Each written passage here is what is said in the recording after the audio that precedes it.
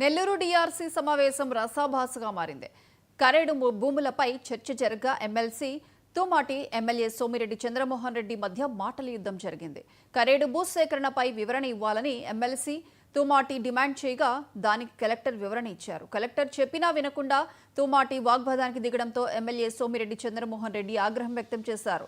కరేడు భూములపై వైసీపీ నేతలు అబద్ధాలు మాట్లాడుతున్నారని, తుమాటి పద్ధతి మార్చుకోవాలని సూచించారు. దీంతో ఇద్దరి మధ్య మాటల యుద్ధం కొనసాగింది.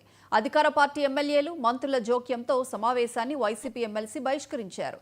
కాగా నెల్లూరు జిల్లా ఉలవపాడు మండలం కరేడుతో పాటు చుట్టూ ఉన్న 15 గ్రామాల్లో Indosol solar project, Bharat petroleum corporation limited green field refinery, Rayapatnam port అభివృద్ధికి ప్రభుత్వం కృషి చేస్తోంది. ఇందులో భాగంగా 20,000 ఎకరాల భూములను సేకరించేందుకు కసరత్తులు చేస్తోంది.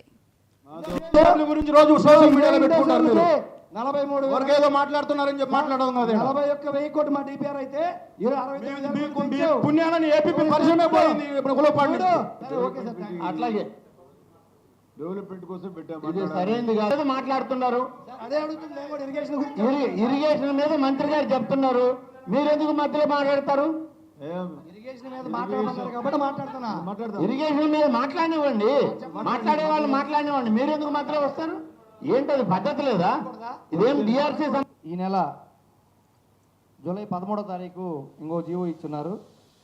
దాదాపు 20,000 ఎకరాలు రామాయపట్నం పోర్టు కింద సేకరించాలి. ఆ 20,000 ఎకరాలు సేకరించడానికి ఒక special collector team, 5 deputy collector టీములు ఏర్పాటు చేయమని చెప్పి గవర్నమెంట్ జీవో ఇచ్చింది. మా ప్రజలు అక్కడ ఆందోళన చెందుతా ఉంది. ఏంటంటే చేవూరు రావూరు కలిపి 5,000 ఎకరాలు భూసేకరణ చేస్తారు రైతుల నుంచి. కరేడులో 8,000 ఎకరాలు భూసేకరణ చేస్తే ఇంకో 13,000 ఎకరాలు అయిపోయింది. ఇంకో 7,000 ఎకరాలు ఎక్కడ తీసుకుంటారనే ఆందోళనలో కూడా ప్రజలు ఉన్నారు. ఇది పోతే 20,000 ఎకరాలు రామాయపట్నం పోర్టు కింద అంటే దాదాపు సింగరాయకొండ దగ్గర మొదలు పెడితే కావల దాకా 30 కిలోమీటర్ల దూరంలో సముద్రం 6 కిలోమీటర్లు ఉంటే 6 కిలోమీటర్ల విత్తులో 30 కిలోమీటర్ల లెంత్లో ఈ అక్విజిషన్ జరిగితే దాదాపు గుడ్లూరు ఉలవపాడు మండలాలు దాదాపు సగం పైన కనుమరుగే పరిస్థితి ఉంటుంది సార్.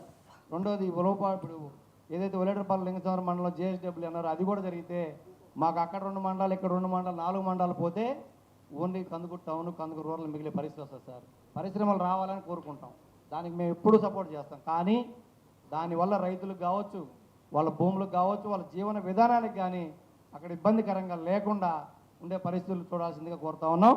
ఇంకొకటి చేవూరులో కూడా కలెక్టర్ గారు మీకు ఆల్రెడీ మొన్న కూడా మీరు తీసుకొచ్చారు. ఈ నెల జూలై 13వ తారీఖు ఇంకో జీవో ఇచ్చున్నారు. దాదాపు 20,000 ఎకరాలు రామాయపట్నం పోర్టు కింద సేకరించాలి. ఆ